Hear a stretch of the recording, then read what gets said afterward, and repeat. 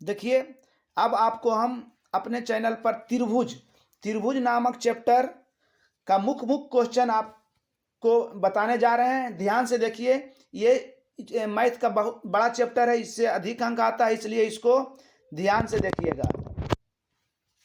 पहले सर्वांग समता, दो आकृति जिस गुण के कारण सर्वांग सम होते हैं उसको सर्वांग समता कहते हैं। ये 5 प्रकार के हैं। समरूप, 3 स्थिति होता है समरूप में, बड़ा बराबर और छोटा बराबर, तो समरूप भी हो सकता है, सर्वांगसम भी हो सकता है। बड़ा रहेगा तो सर्वांगसम नहीं होगा, समरूप होगा। बात समझ रहे हैं ना? ये सर्वांगसम नहीं, नॉट इक्वल टू है, मतलब सर्वांगसम नहीं, ये समरूप है। छोटा में भी सर्वांगसम नहीं होगा लेकिन समरूप होगा। नोट वाला बात ध्यान से देखिए। 2 रेखाखंड समरूप होते हैं, 2 रेखाखंड समरूप होते हैं, 2 वृत्त समरूप होते हैं, 2 त्रिभुज समरूप होते हैं, 2 आयत समरूप होते हैं, 2 वर्ग समरूप होते हैं, 2 समबाहु त्रिभुज समरूप होते हैं। अगला टॉपिक क्या? प्रत्येक सर्वांगसम आकृति होता है समरूप। प्रत्येक सर्वांगसम आकृति क्या होता है? समरूप। लेकिन प्रत्येक माने हरेक, प्रत्येक माने हरेक, तो हरेक सभ्य सर्वांगसम समरूप हो सकता है, लेकिन सब समरूप सर्वांगसम नहीं हो सकता है। समरूप का 2 शर्त है।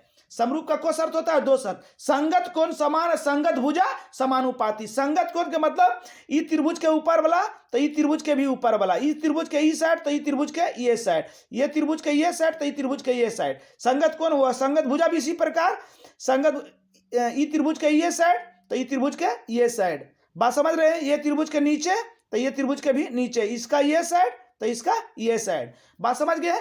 ये था छोटा सा टॉपिक, इससे ए ऑब्जेक्टिव पूछ सकता है आपको। आगे देखिए, आगे यही है क्या है? थेल्स परिमेय है, ये है बताए हैं। थेल्स परिमेय ये 4 तरह से भी हो सकता है। ये चारों तरह थेल्स परिमेय का, ये थेल्स परिमेय का विलोम है।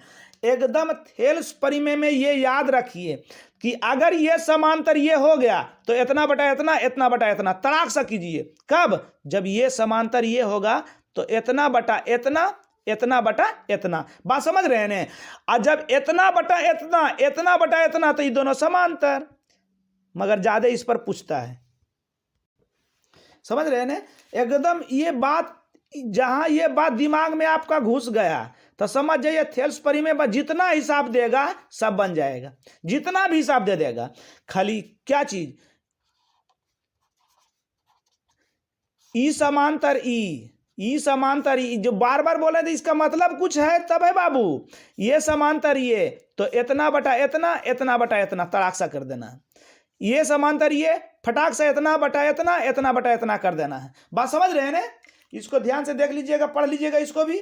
आगे देखिए, चलिए देखिए, समरूप भी 4 प्रकार के से हो सकता है, मगर सबसे ज्यादा यूज ये करते हैं हम। ये करिए, आप भी कीजिएगा। 3 कोण से मतलब नहीं रखिएगा, 2 कोण से मतलब रखिएगा। ये समांतर चतुर्भुज का प्रश्न है, तो वही प्रश्न है। जब ये समांतर ये, मतलब ये समांतर ये, तो इतना बटा इतना, इतना बटा इतना, टोटल में यही लगाना है। इस पर हिसाब 2 गो रहेगा, एगो 1 नंबर में, एगो 2 नंबर में।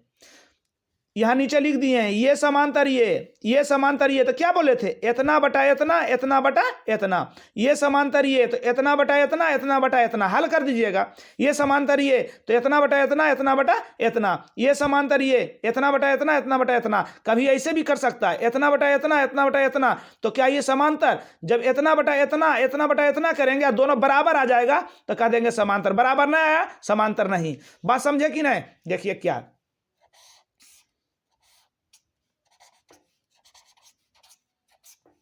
अगर ये एक है, ये 2 है, ये 2 है, ये 4 है, तो क्या बोले कि अगर इतना बटा इतना, इतना बटा इतना है तो क्या ये समांतर है? तो डी और ई और डी, या डी आई, तो ए डी बटा डी बी, ए ई बटा ई सी, 1/2 बराबर 2/4, 2 एकम 2, 2 दूनी 4, दोनों बराबर आ गया। ये दोनों समांतर। बात समझ में आ गई आपको? आगे देखिए, इसको सब हल कर लीजिएगा। हल कीजिएगा तब बिना रिवीजन का मैथ हो ही नहीं सकता है, इसलिए इसको हल करके आंसर सब लाइएगा। अब आ गया 2 नंबर का धासु क्वेश्चन। ये सब क्वेश्चन एकदम बराबर पूछता है। हम पहले इसलिए बना दिए क्योंकि वीडियो बड़ी ज़्यादा लंबा हो जाता है, समझ रहे हैं, इसलिए एकदम कुछ नहीं है, एकदम समझ जाइएगा आप, खाली हमारे बात पर ध्यान दीजिए। कह रहा थेल्स परिमेय द्वारा साबित करे किसी त्रिभुज में दो भुजा के मध्य बिंदु को मिलाने वाली रेखा तीसरी भुजा के समांतर होती है। समांतर लाना मतलब बटा पहले देल होगा, बटा लाना हमको है, समांतर होगा। दो बिंदुओं का, दो भुजा के मध्य बिंदु, समझ जाइए, ये और ये क्या है, मध्य बिंदु, मध्य है, क्या है, मध्य है, इसलिए दे दिए। अब सोचने वाली बात है, ये जब बीच में रहेगा समझ जाइए ई बराबर ही होगा, ई बराबर ही। दो आदमी के बीच में कोई लड़का खड़ा है तो हम दोनों तरफ से बीच की दूरी की होगा बराबर, हमारे तरफ से भी उतने होगा, उधर से भी उतने होगा, तो ये मध्य बिंदु है। विशेष प्रतिक्रिया लिख दीजिएगा, यहाँ विशेष प्रतिक्रिया लिखा हुआ है। विशेष प्रतिक्रिया जैसे हम लिखे उससे जरूरी नहीं, जैसे आप विशेष प्रतिक्रिया का मतलब इसके बारे में लिखना है उन्होंने, तो वो लिख दिए हैं विशेष प्रतिक्रिया, और वही लिखे हैं अर्थात इतना बराबर इतना बराबर इतना, इतना बराबर इतना लिख दिए हैं। सिद्ध करना है समांतर। प्रमाण, प्रमाण में देखिए चूंकि ए बी का डी मध्य बिंदु है, डी मध्य बिंदु है, तो बीच में है तो वह इतना बराबर इतना, इतना बराबर इतना, बराबर इतना, बराबर इतना किए हैं।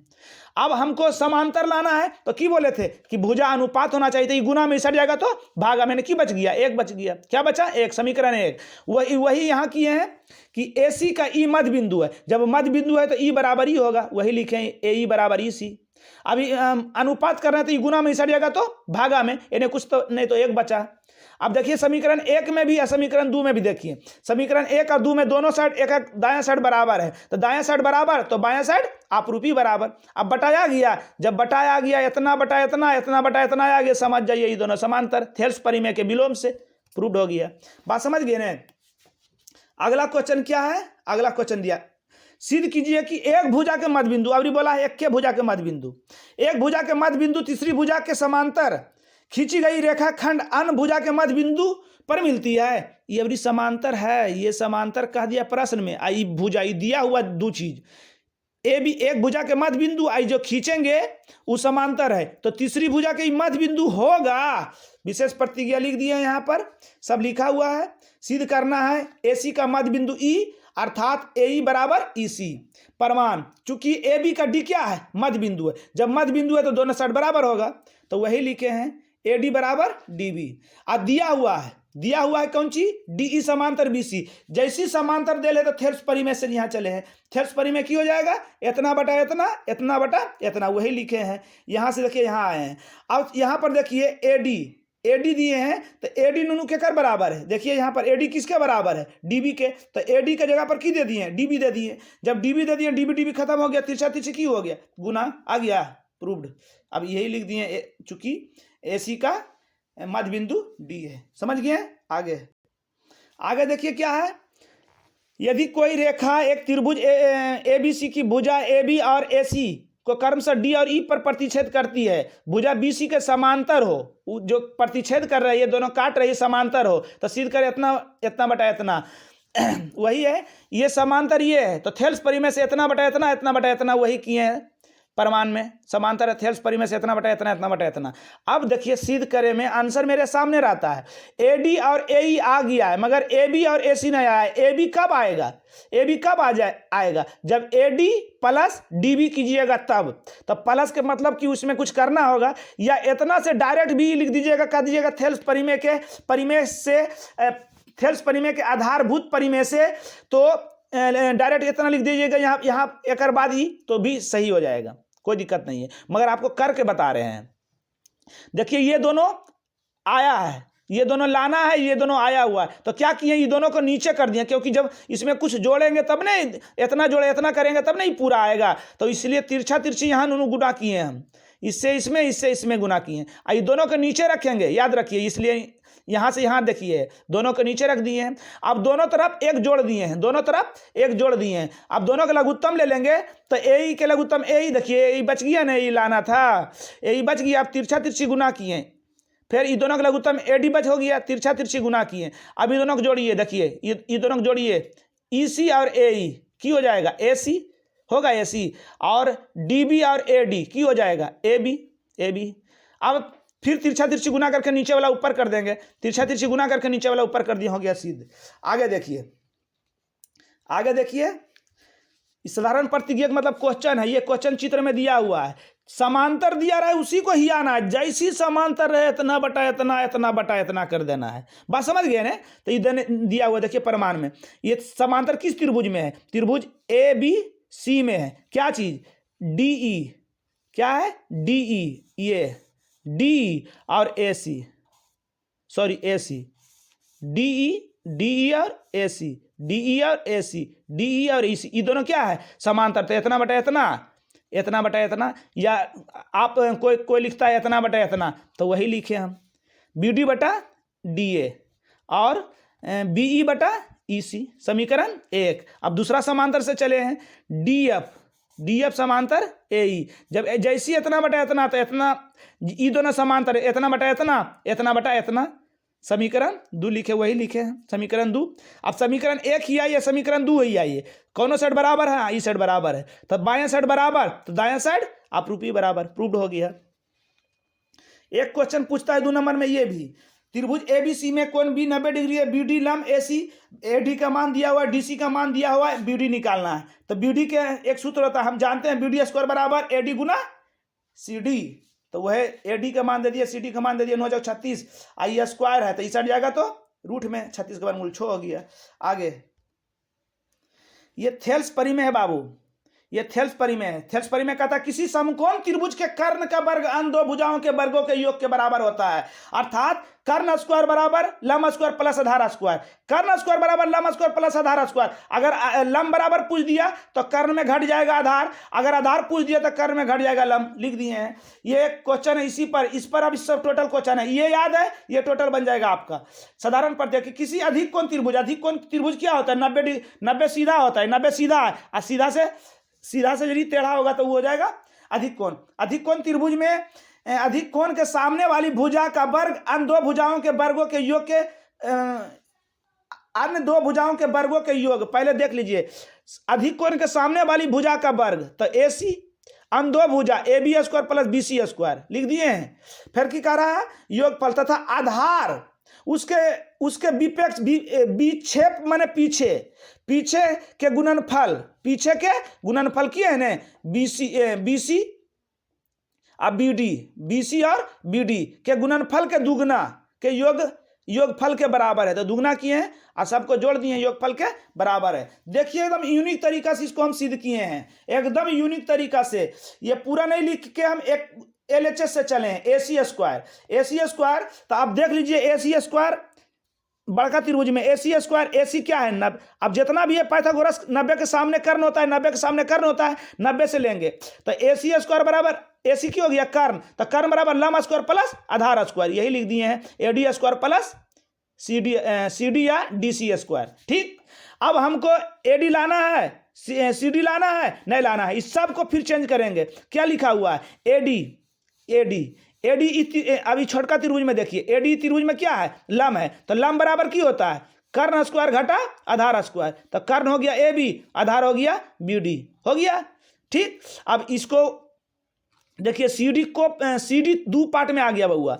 एक चीज हमारा आया है अभी, अब CD देखिए 2 पार्ट में है, कौन सी DB यानी BD और BC, वही CD को 2 पार्ट कर दिए, सेम वही लिख दिए, यही लिख दिए। अब A प्लस बी के होल स्क्वायर किए, A प्लस बी के होल स्क्वायर किए, कहीं क्योंकि 2AB मतलब जरूर A प्लस बी के होल स्क्वायर आएगा, तो वही A square plus B square plus 2AB लिख दिए हैं। ठीक, यहाँ BD की हो गया, BD या BD की हो गया, खत्म हो गया, की हो गया खत्म, AB square plus BC square plus, यही तो सिद्ध करना था।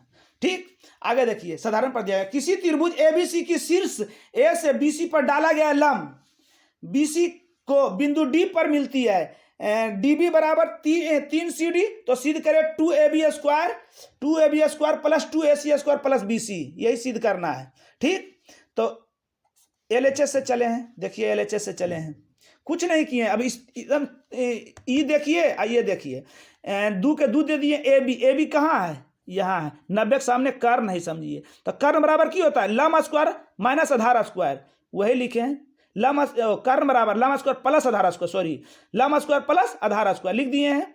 तो अब देखिए यहाँ पर ये की लिखा हुआ है?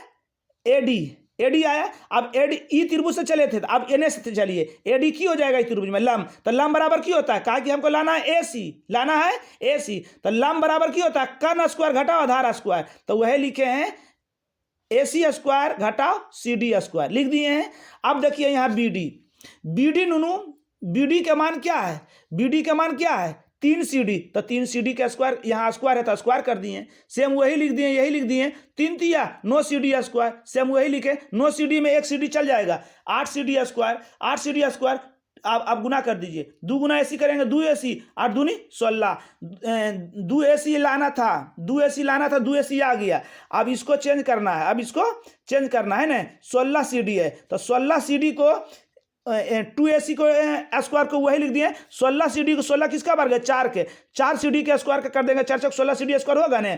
अब सेम यही लिखे हैं। अब 4CD यहाँ ध्यान दीजिए, यहाँ 4CD है, हमको लाना है कौन सी BC लाना है। देखिए यहाँ पर तोड़ दिए हैं, BC बहुआ को पार्ट में है, 2 पार्ट में, BD प्लस CD। अब BD तो BD किसके बराबर है 3CD के बराबर, तो BD की जगह पर दे दिए 3CD अब प्लस CD या 3CD क्यों को होगा जाएगा 4CD किसके बराबर BC के बराबर, तो 4CD यहाँ पर है, 4CD की जगह पर BC दे दिए, स्क्वायर है तो स्क्वायर दे दिए। बात समझ गए। आगे अगला क्वेश्चन है, ABC में त्रिभुज ABC में भुजा BC पर D बिंदु, इस D बिंदु है जो AB बराबर AC, तो साबित करे कि AB square minus AD square बराबर BD इंटू CD। ठीक, इसका ई रचना किए हैं क्योंकि इसमें समकोण त्रिभुज हर हाल में बनाना है, तभी ना समकोण के सामने कर्ण होगा। चलिए लाना ये है तो हम LHS से चल दिए हैं, AB square minus AD square, बस वही चलते रहेंगे, कर्ण स्क्वायर लंब स्क्वायर आधार स्क्वायर करते रहेंगे, हो जाएगा। देखिए AB, अभी आइए AB क्या है, तो इस त्रिभुजवा में AB की हो जाए 90 के सामने कर्ण है, तो कर्ण बराबर की होता है लंब स्क्वायर घटा आधार स्क्वायर, सॉरी लंब स्क्वायर प्लस आधार स्क्वायर, तो वह लिखे AN और BN स्क्वायर। ठीक, यहाँ पर माइनस तो माइनस। अब AD किधर है, AD बराबर क्या होगा, ये भी 90 समकोण के सामने कर्ण बराबर लंब स्क्वायर प्लस आधार स्क्वायर, तो वह लिखे AN आप प्लस DN स्क्वायर, सेम वही लिख दिए, यही उतार दिए, अंदर ब्रैकेट हटाएंगे तो अंदर वाला सब चीज चेंज, प्लस में तो माइनस में, प्लस में तो माइनस में, AN स्क्वायर खत्म हो गया, की बचा BN स्क्वायर और DN स्क्वायर। अब यहां से यहां आए हैं, अब देखिए BN, आप BN देखिए तो BN को पार्ट में है, 2 पार्ट में, तो DN कहाँ है, हाँ BN है, तो BN को पार्ट में है तो 2 पार्ट में है, को पार्ट में है 2 पार्ट में।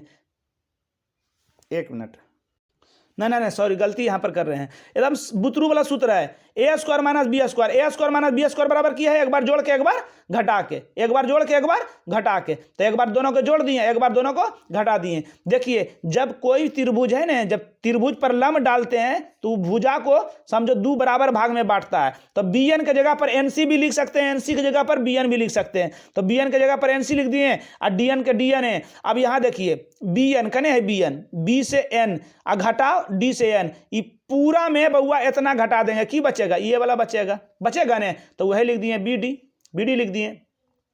अब देखिए यहाँ पर NC कहाँ है, NC है ना, NC प्लस क्या है DN, तो NC प्लस DN बराबर की हो जाएगा DC दे दिए, BD प्रूव्ड हो गया। आगे देखिए, एक समकोण त्रिभुज ABC में C समकोण है, AC और BC पर 2 बिंदु D और ED है, तो सिद्ध करें कि AE square plus BD square plus इतना सिद्ध करना है, इतना सिद्ध करें कोई मतलब नहीं, हमको इधर से लेना है। चलिए लेफ्ट हैंड साइड से चल लिए हैं, AE square plus BD square. अब इसको ही आइए, AE किधर है, AE यहाँ है, AE कहाँ है यहाँ, तो ये 90 के सामने कर्ण बराबर की होता है लंब स्क्वायर प्लस आधार स्क्वायर, तो AC और CE का स्क्वायर। ठीक, दूसरा का क्या था BD कने है, BD यहाँ है, तो ये भी कर्ण है, कर्ण स्क्वायर बराबर लंब स्क्वायर प्लस आधार स्क्वायर, लंब हो गया CD, आधार हो गया BC का स्क्वायर। कोई दिक्कत, लाना यहाँ देखते रहिएगा, लाना है AB, तो AC को AC लिखे दिए हैं, AC को AC लिखे हैं। अब देखिए यहाँ पर, यहाँ क्या है CE, क्या है C किधर है, C और E, है ना, क्या है, सी। कुछ नहीं किया, सॉरी, क्या किए हैं, एक जगह कर देंगे, क्या लाना क्या है, ए बी। ए बी किधर है, ए बी, तो ए बी कर्ण है, तो कर्ण बराबर क्या होता है, लंब स्क्वायर प्लस आधार स्क्वायर। तो ए सी और बी सी कहाँ पर है, ए सी और बी सी, तो वही ए सी और बी सी एक तर कर दिए, आई दोनों को एक तर कर दिए। अब चेंज देखिए, ए सी लंब स्क्वायर प्लस आधार स्क्वायर किसका सूत्र होता है, कर्ण के सूत्र होता है, तो ए बी स्क्वायर। फिर देखिए सी आधार स्क्वायर और सी डी लंब स्क्वायर प्लस आधार स्क्वायर किसका सूत्र होता है, कर्ण के, डी। प्रूव हो गया। बात समझ में आ गया होगा, अच्छी तरह से समझ में आ गया होगा। एक से दो बार देख के इसको अपना मन से बनाइए, आ जाएगा। आज का क्लास इस चैप्टर यहां समाप्त हुआ। जय हिंद।